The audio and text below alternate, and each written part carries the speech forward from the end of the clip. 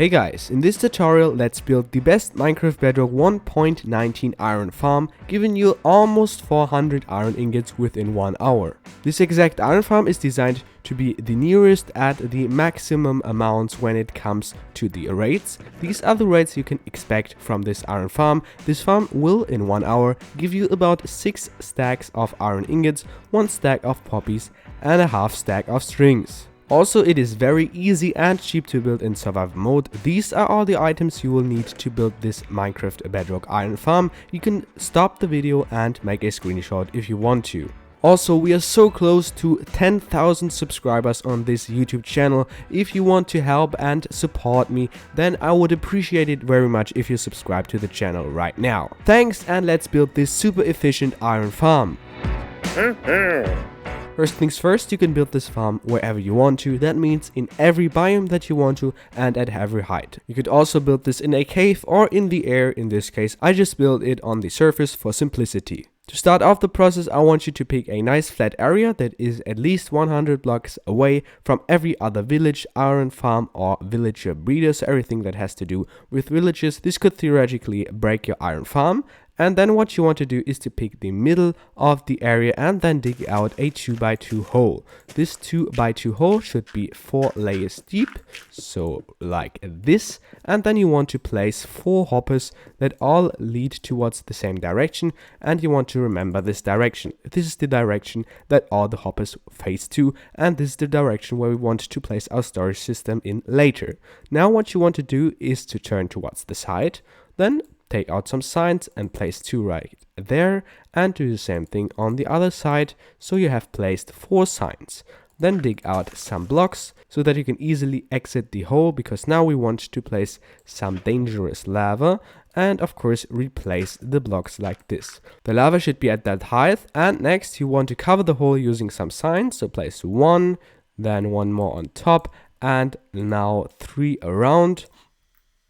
This should be looking something like this, so you covered the entire hole with signs. We do this so that none of the water streams we later have around can interact with our lava.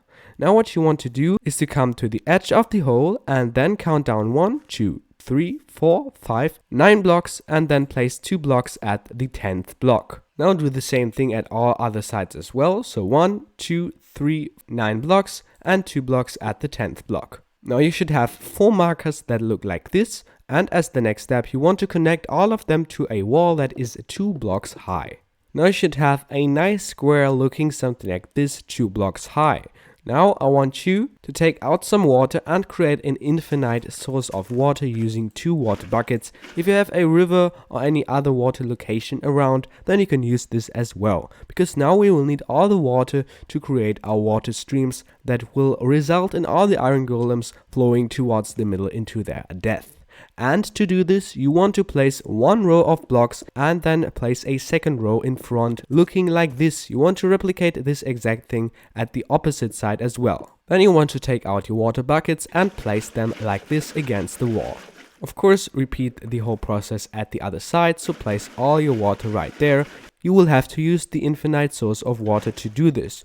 Now as you can see, in my case, we have some empty blocks right there, and you want to fill them up if you have them as well, using some other blocks. And now the 2 water streams, as you can see, should be perfectly meeting in the middle. But now we aren't finished yet. To solve this problem, I want you to place 2 blocks right where the water streams meet, and then place 2 water buckets on top of the 2 blocks. As you can see now, we will get pushed into the hole. And we'll have to do the same thing at the other side as well. And now wherever the iron golem spawns, the water stream will always lead him towards the middle into the killing chamber. Now you will have to remember the side where the hoppers are facing to. This was the side in my case, maybe you remember it.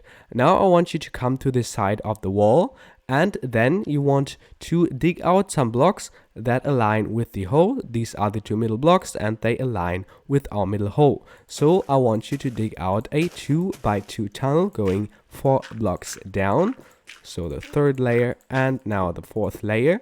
Now just place 4 ladders at the back side, and then I want you to dig out a 2x2 tunnel going all the way to the hoppers. Once you reach your hoppers, I want you to place a double chest in front of the hoppers. As you can see, these nibbles should point towards you, and then you want to place the 2 blocks of glass on top of your double chest. And as you can see now, we can still open the double chest, put items in it, or take the loot out later, but still see into our killing chamber, and none of the cats or iron golems can exit their killing chamber. And also right here, I want you to place the 1 torch. Now we want to build a platform for all our villagers that will be in the farm. To do this, I want you to come towards the middle hole and align yourself with these 2 sides so that you're looking towards this side.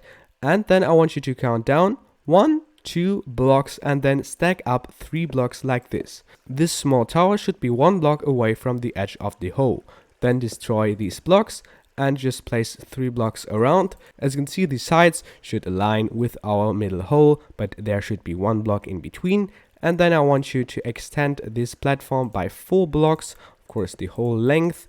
And at the other side you want to do the same thing as well, so add 4 blocks right here and next to it as well. Then place 10 beds on top. The platform should be perfect for all the 10 beds. If not, then you build the platform wrong. Then I want you to destroy the blocks you placed. Now take out some glass blocks and cover all the beds with glass. Then you want to place a temporal block and place a fletching table like this.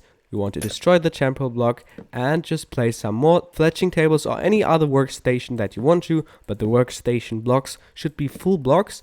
And you want to place exactly 10, so 1 row out of working stations right there, pointing towards the middle. Then you want to finish off this wall layer with some blocks of glass, or if you want to, normal solid blocks. Now just place a second layer on top. Before we put all the villagers into our cage, I want you to finish off the outer wall of the farm by just placing a layer of leaves on top. These leaves should cover all the blocks that are part of the wall, and this will prevent iron golems from spawning on top of the wall. Now it's time to get 10 villagers onto this platform. The easiest way to get 10 villagers onto this platform, and this is definitely my recommendation as well, is to get 2 villagers from your nearest villager breeder or from your nearest regularly generated village, and then push them towards a farm using a trail of rails. Also, they should get assigned to their workstations and to their beds. Now when the villagers are within the farm, I want you to destroy their minecarts and then break the minecart trail. As you can clearly see, at this point we only have 2 villagers that are within the farm. But we can solve this problem by just dropping them some bread or some carrots, and then they should share this food, and sooner or later they will start breeding. As you can see right here, these hard particles mean that they start breeding and they won't stop until you have 10 villagers on top of the platform. Now you want to wait until all your 10 villagers are grown ups. But as you can see right here, we have 2 of the nitwits in our farm. You can tell that they're nitwits because they have green clothes and no job.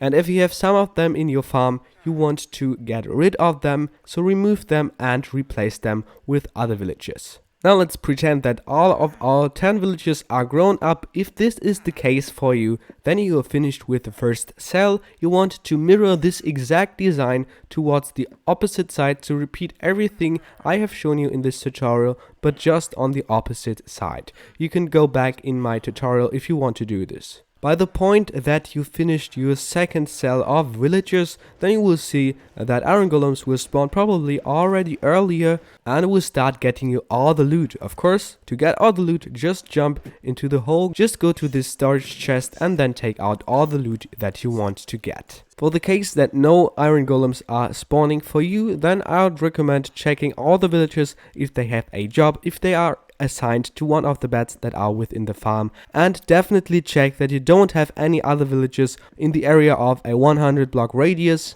Maybe there are some other accidental inhabitants of this village we created with the iron farm. If you have some of these, you want to get them out of the 100 block area. If you have any other problems that you can't solve, then just write them in the comment section. Maybe one can help you right there. If you want to get in contact with me, you can do this on our Discord server. The link to this community server is in my video description. Also, of course, I appreciate every kind of support I get. Thanks to all your support in the past and to all your support in the future. So at this point, please like the video, subscribe to the channel and turn on the notifications. Then I hope we see us again in the next video. See ya!